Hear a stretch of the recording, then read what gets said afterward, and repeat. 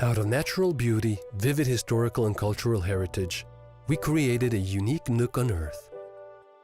And we named it Mosaic Croatia.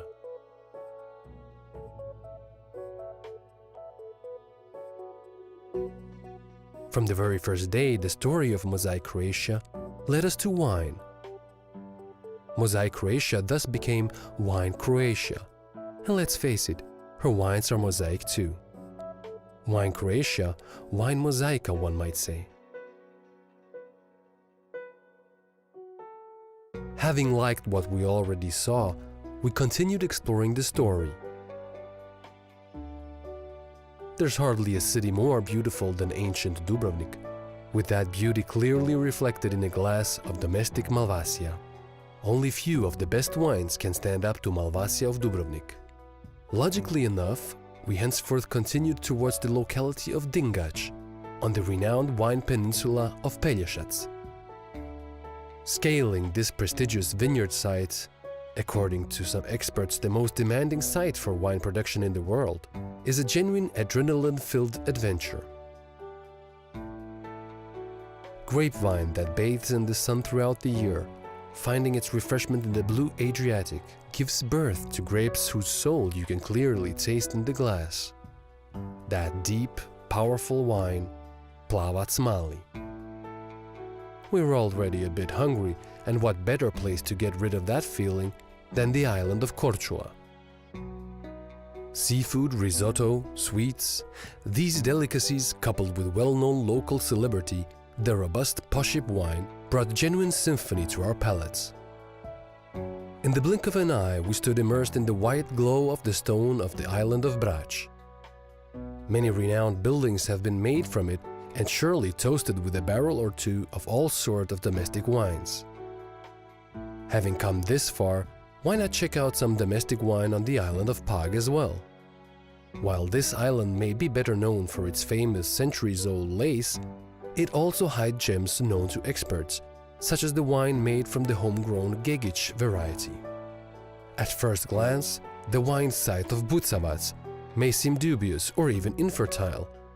Still, how did the photo of this vineyard come to adorn the interior of the United Nations building in New York?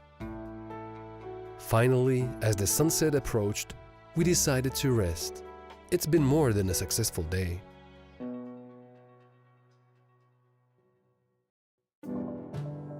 It's day 3, and we're on the largest Croatian peninsula. One can tell, as there's that unique Roman amphitheater, which means we are in Istria, in the city of Pula, continuing the tale of Vina Croatia, Vina Mosaica. At the estuary of the Mirna River, we refresh our tired eyes, and thus reinvigorated, we start the day. The difference between the barren Dalmatian land and the rich and fertile Istrian soil is clear at once. In the coastal parts of Istria, its bright red color stays on your hands even after you wash them. One can only imagine what the wine produced on such land, the mighty Teran, might taste like.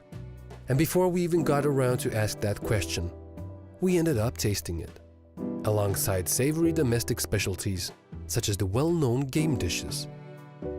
In the green inland part of Istria, the white landscape lends itself to the vineyards stacked in terraces on the remarkable slopes of its hills.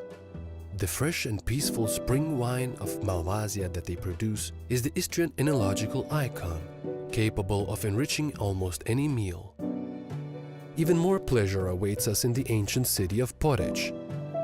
Its Byzantine heritage still alive in the city alleys and squares. There is no better place to enjoy it than the mosaic-adorned Euphratean Basilica, part of the UNESCO World Heritage List. It didn't take us long to marvel at the bluish-green lands of the mystical Istria, its history, culinary fantasy, and wine rhapsody on one's lips. What better farewell to such a beautiful place than the epitome of the romantic Mediterranean, the renowned city of Rovinj, that we visited as well.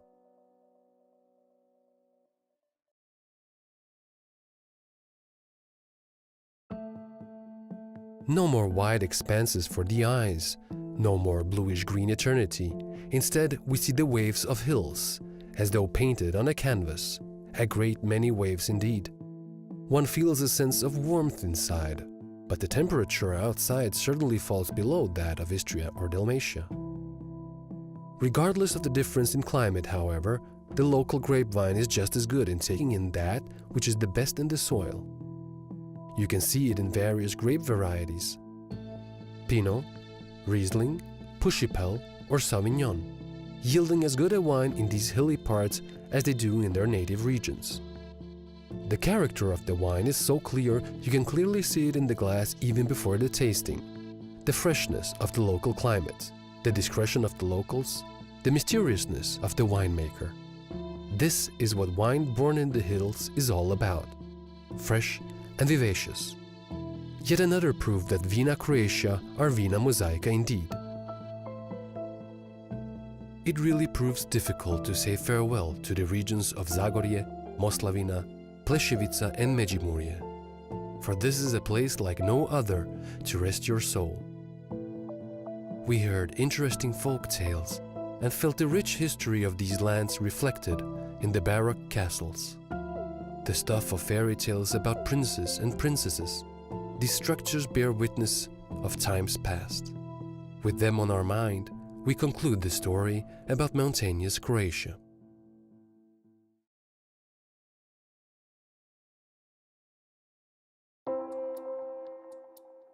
The moment we saw endless wheat and sunflower fields, we knew we were on the right path.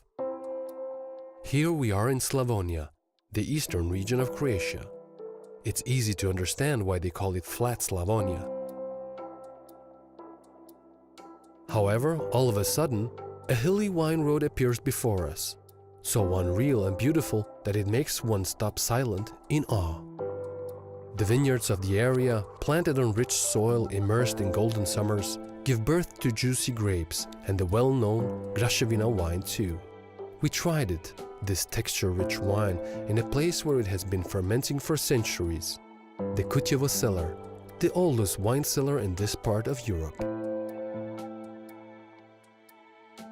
As we headed across Krndija mountain, we had major expectations, and we certainly weren't disappointed.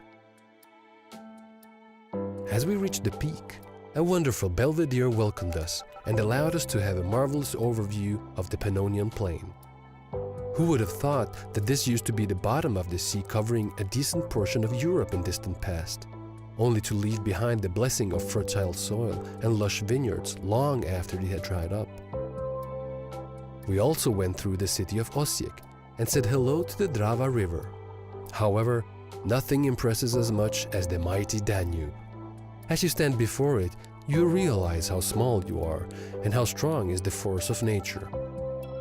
In the city of Ilok, we're served with traminac, a clear proof of how much a river can influence the local wine. That's true for all varieties that find their home in oak barrels of famous Ilok cellar. The people of Slavonia are best possible hosts. Before we leave, they serve us domestic smoked ham, smoked carp, and many other treats. The refreshing local wine, the ruby red Frankovka, accompanied the feast. On our way back, we took a boat through the Kopački Rit Nature Park. As they say, you simply can't know these marshes by heart, as they keep on changing from one day to the next. And so, our day 5 came to a wonderful end. On day 6, we took a look back. And we were very happy with what we've seen and done. It became clear to us that this small part of the immense garden of the world is in fact a source of many diverse cultures, and that Croatian wines, more than any other in the world, are Vina Mosaica indeed. On day 7, we took a well-deserved break. With a glass of superb wine, we looked back at endless plains, admired the green hills, and looked in awe at the pearl of the Adriatic Sea. And we sighed with joy. Everything really is just as it should be. And then we decided to send a postcard from this Garden of Eden out to the world. And on this postcard we wrote, Vina Croatia, Vina Mosaica.